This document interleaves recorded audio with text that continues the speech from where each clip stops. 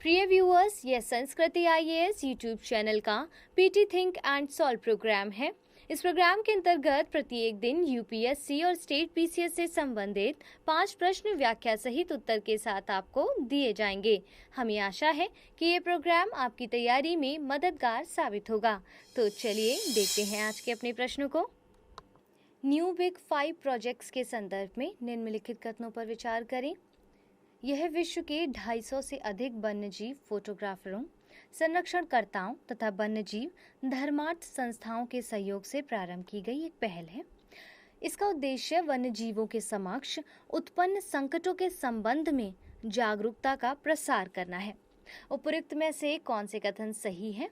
केवल एक, केवल दो, एक और दो दोनों, ना तो एक ना ही दो।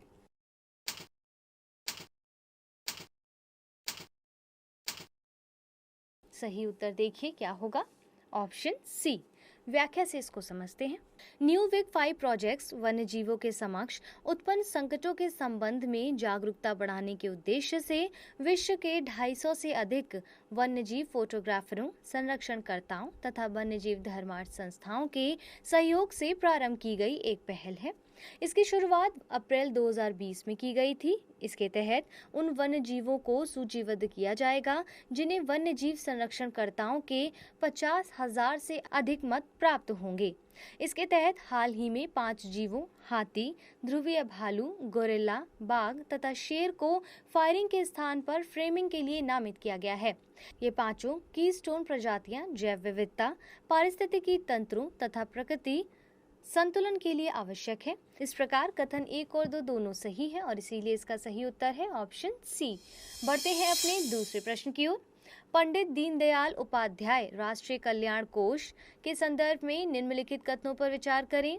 इसकी स्थापना वर्ष 1982 में खेल के क्षेत्र में देश को गौरवान्वित करने वाले उत्कृष्ट खिलाड़ियों को वित्तीय सहायता प्रदान करने के उद्देश्य से की गई थी तथा पूर्व वर्षों के उत्कृष्ट खिलाड़ियों को एक मुश्त अनुग्रह सहायता प्रदान करने के लिए इसे मई 2016 में संशोधित किया गया था। उपरोक्त में से कौन से कथन सही हैं? केवल एक, केवल दो, एक और दो दोनों, ना तो एक ना ही दो।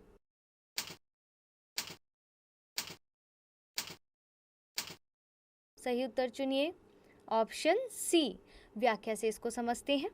युवा मामले एवं खेल मंत्रालय ने कर्नाटक की वी तेजस्विनी बाई को 2 लाख रुपए की धनराशि देने को मंजूरी प्रदान की है। वर्ष 2011 में इन्हें अर्जुन पुरस्कार से सम्मानित किया गया था। वह वर्ष 2010 और 2014 के एशियाई खेलों में स्वर्ण पदक विजेता महिला कबड्डी टीम की सदस्य थीं। कोविड-19 के दौर में पूर्व अंतर्राष्ट्रीय एथलीट एवं कोच की मदद करने के लिए यह वित्तीय सहायता पंडित दीनदयाल उपाध्याय राष्ट्रीय कल्याण कोष से दी जा रही है।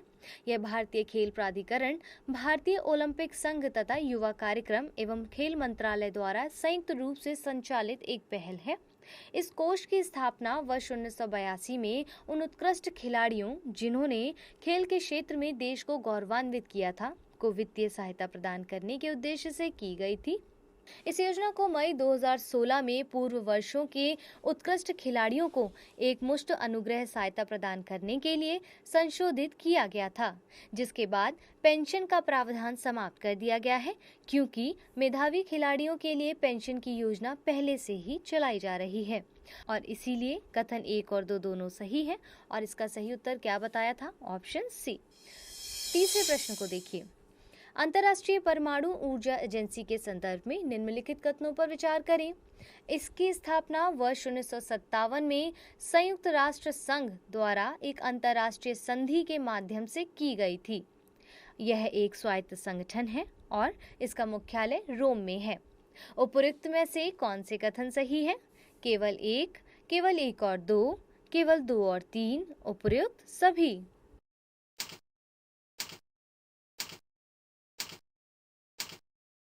क्या होगा इसका सही उत्तर? देखिए ऑप्शन बी। व्याख्या से इसको डिटेल में समझते हैं। अंतर्राष्ट्रीय परमाणु ऊर्जा एजेंसी की स्थापना वर्ष 1957 में संयुक्त राष्ट्र संघ द्वारा एक अंतर्राष्ट्रीय संधि के माध्यम से की गई थी। यह एक अंतर्राष्ट्रीय स्वायत्त संगठन है। इसका मुख्यालय वियना में है। इसके वर्तमान महानिदेशक राफेल ग्रासी हैं, जो अर्जेंटीना के राजनयिक हैं। उनकी नियुक्ति वर्ष 2019 में की गई थी। यह विश्व का सबसे बड़ा परमाणु सहयोग केंद्र है। इसे वैश्विक शांति के लिए परमाणु संगठन के रूप में भी स्थापित किया गया था। यह परमाणु प्रौद्योगिकी एवं परमाणु ऊर्जा के शांतिपूर्ण उपयोग में वैज्ञानिक एवं तकनीकी सहयोग हेतु एक अंतर सरकारी मंच के रूप में भी कार्य करता है। IAEA परमाणु ऊर्जा के शांतिपूर्ण प्रयोग को बढ़ावा देती है तथा परमाणु ऊर्जा का प्रयोग किसी भी सैन्य उद्देश्य एवं हथियारों के लिए करने से रोकती है। एजेंसी संयुक्त राष्ट्र महासभा तथा सुरक्षा परिषद दोनों को रिपोर्ट करती है। IAEA की कुल सदस्य संख्या 173 है। इस संस्था के मुख्य 3 अंग हैं: board of governors, general conference, सचिवालय। हाल ही में ईरान और IAEA के बीच 3 माह का निगरानी समझौता समाप्त हो गया है। इसके समाप्त होने से कुछ ईरानी परमाणु इकाइयों की आंतरिक गतिविधियों तक IAEA की पहुंच समाप्त हो जाएगी। इस प्रकार कथन 1 और 2 दोनों सही हैं, जबकि कथन 3 गलत है और इसीलिए इसका सही उत्तर क्या था? Option B. चौथे प्रश्न को देखिए, अंतर्राष्ट्रीय जैव विविधता दिवस कब मनाया जाता है? 18 मई, 21 मई, 22 मई या 24 मई?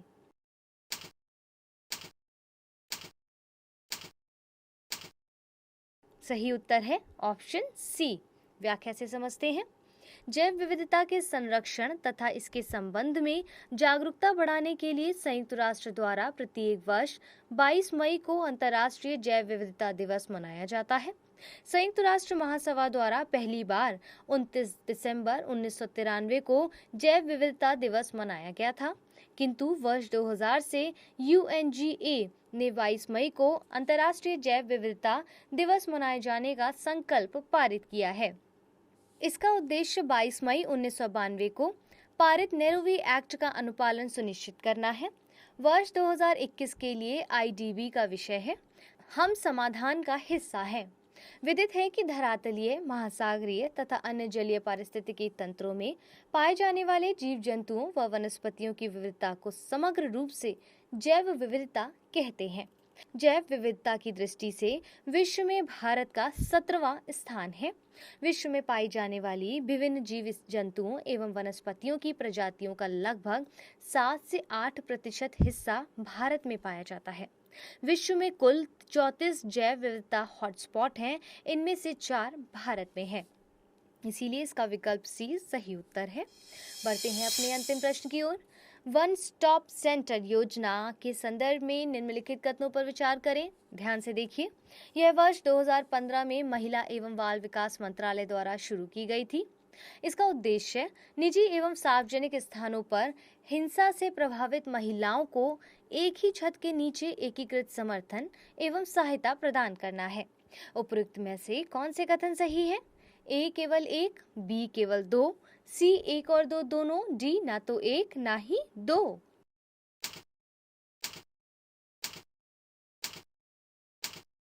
क्या है इसका सही उत्तर? बताइए। Option C. व्याख्या को ध्यान से देखिए। वन स्टॉप सेंटर योजना वर्ष 2015 में महिला एवं बाल विकास मंत्रालय द्वारा शुरू की गई थी। यह इंदिरा गांधी मातृ सहयोग योजना सहित महिला सशक्तिकरण के लिए राष्ट्रीय मिशन की उपयोजना है। इस योजना का उद्देश्य निजी और सार्वजनिक दोनों जगहों पर हिंसा से प्रभावित एवं विपत्ति में महिलाओं को एक छत के नीचे एकीकृत समर्थन एवं सहायता प्रदान करना है। इसके अंतर्गत महिलाओं के विरुद्ध किसी भी प्रकार की हिंसा के खिलाफ लड़ने के लिए पुलिस, चिकित्सा, कानूनी सहायता और परामर्श, मनोवैज्ञानिक सहायता सहित कई सेवाओं के लिए तत्काल, आपातकालीन तथा गैर आपातकालीन सहायता प्रदान की जाती है। इसके लिए देश भर में वन स्टॉप सेंटर स्थापित किए जा रहे हैं। अब तक 35 राज्यों तथा केंद्र शासित प्रदेशों में कुल 700 वन स्टॉप केंद्रों का संचालन किया जा चुका है। इस योजना को निर्भया फंड के माध्यम से वित्त पोषित किया जाएगा।